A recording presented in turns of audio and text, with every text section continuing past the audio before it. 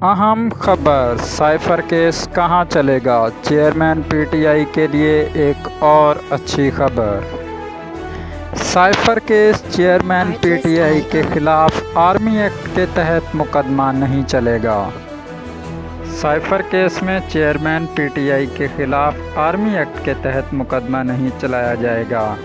सरकारी ज़राए ने कहा है कि बज़ाहिर इस्तगासा के लिए ये एक ठोस केस होगा, क्योंकि चेयरमैन पीटीआई ना सिर्फ खुद इस बात का एतराफ़ कर चुके हैं कि साइफर उनके पास था और इसके बाद खो गया, बल्कि अवाम के सामने इसका इस्तेमाल भी किया।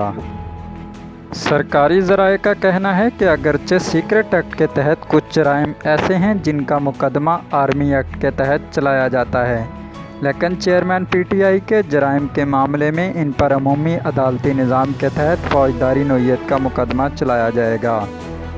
एफआईए ने चेयरमैन पीटीआई के खिलाफ ऑफिशियल सीक्रेट एक्ट के तहत मुकदमा दर्ज किया है, ताहम मीडिया को एफआईआर की नकल फराहम नहीं की गई।